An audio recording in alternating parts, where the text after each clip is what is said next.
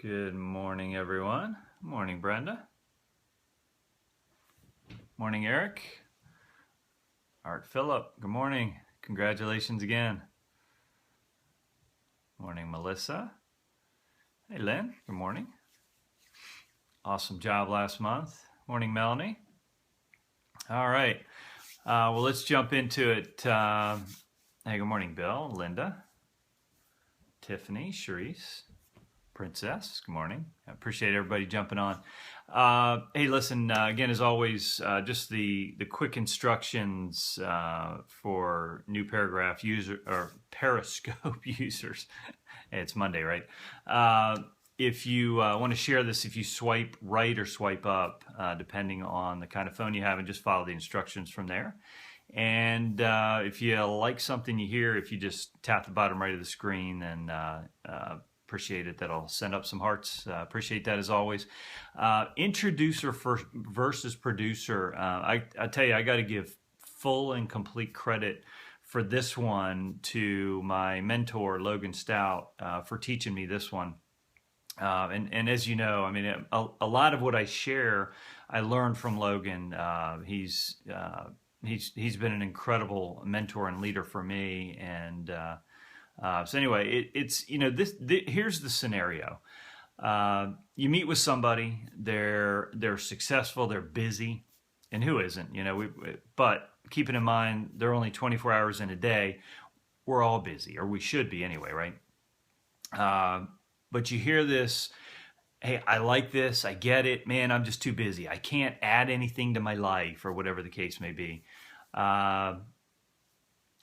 A common issue among busy people, and their perception is that they can't do it. So how do we deal with that? Well, that's where, again, the introducer versus producer scenario comes in. And again, this was key when I learned this from Logan, in that a lot of people, I think, will just say, well, yeah, I understand, and they move on, they keep in touch, hoping that they can kind of spark some interest in the future. Well, the way to deal with this is basically to explain this to them. Look, there are two types of people that become a part of our business. There are introducers and producers. Now producers are, and obviously you being on this Periscope, you're a producer. You're somebody who's tuned in, plugged in, I'm sure taking action and building your business. So you are a producer. But an introducer is, and obviously, you kind of spell that scenario out for them. Look, producer is somebody who goes out and shares the business, shares the products, is plugged into events, etc. And somebody who's out sharing our story. But not everybody has to do that. An introducer is somebody like you who's already super busy, someone who's very successful. You've got your basically your direction in life and your passion in what you're doing, but you understand that this is something else that is vital to a lot of people, to their health, their finances, etc. And you have the opportunity to share this with people. And one thing that I know about successful people like you is you know people, and you've got influence. So look, here's what I've done with other successful people in the past that just flat out didn't have time, and it's okay, I understand, is they got me in front of the people they know, and I shared this with them and did it, of course, on their behalf. And anybody, obviously, that either becomes a customer or a business partner, I'm going to enroll them, of course, through your website. So doing it in that way, basically painting a picture for them, you're explaining, and obviously you want to add details like this, that, look, you're successful, you understand opportunity. I understand if you don't have time to devote to it, I wouldn't expect you to. It's the old, comfort level up, tension level down. I wouldn't expect you to. I wanted to share this with you because I know you know people, and I know you can help a lot of people, whether it's by your efforts or mine. And it makes no difference, because either way the result is going to be the same. So, I'd use kind of a feel, felt, found in that. Again, which I kind of just did anyway. Hey, look, I understand the way you feel. I wouldn't expect you to do this. But here's what I used to feel the same way, and I've worked with a lot of business owners just like yourself who felt the same way. But in doing it this way, here's what we found. Here's what they found is we were able to build a business. And look, guys, I'll be honest with you, with our company, some of our top leaders and top income earners came into the business in that way as introducers. Now, what happens is when people become an introducer and they begin to experience success within this business in a way that wasn't done with their direct day-to-day involvement, guess what happens?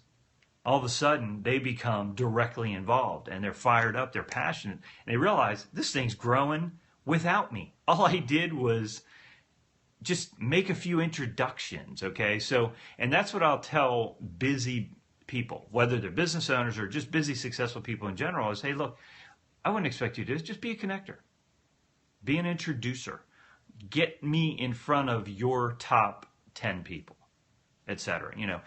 And then you go to work for them. When they understand that you'll go to work for them, they begin to understand it, because typically the kind of person that you're going to meet with that might say that, especially if they're a business owner, they're used to having people, for lack of a better term, basically do things for them.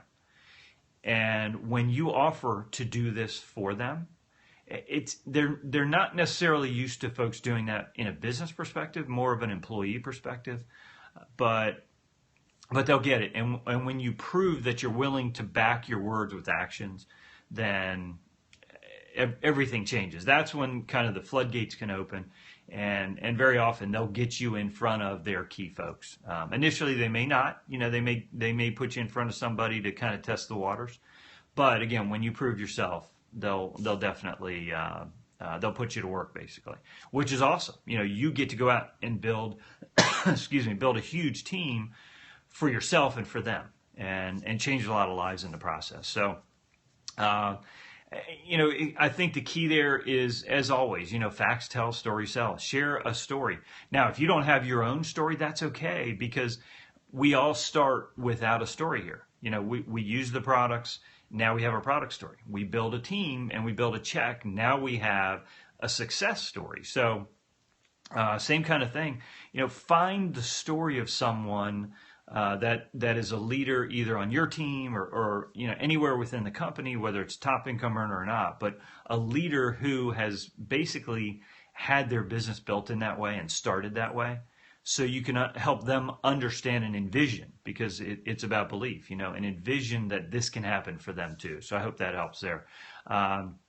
Another thing I do in that regard, and obviously I can share, and reach out to me if you need an example. I can give you some. I don't want to put an example on video, but I can share genealogy of folks that have done that, and the fact that they're now, again, top leaders, top income earners, et cetera, and share that story.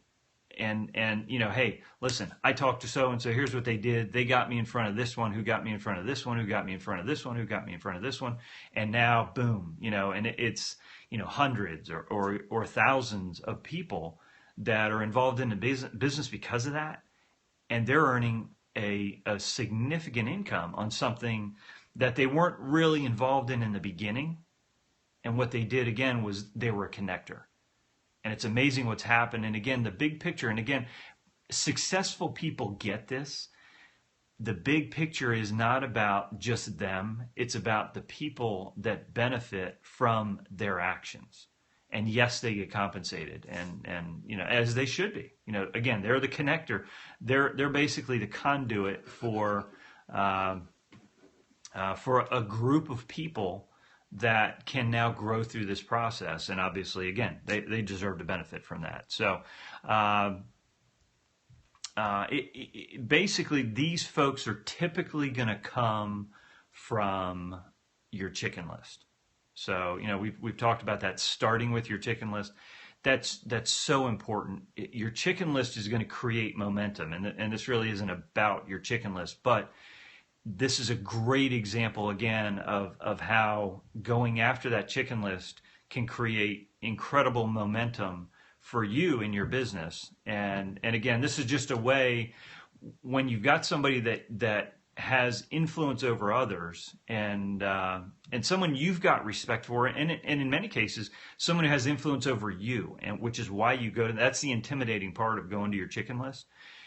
And you hear that kind of a response, two things. One, obviously, I would offer this as an option, but again, I would immediately get them on the phone with your upline leader, because this is something that an upline leader can very effectively can do for you. By the way, somebody just posted a question: what's a chicken list? That's a great question, and obviously, I did a separate training on this, but your chicken list is the most successful people that you know.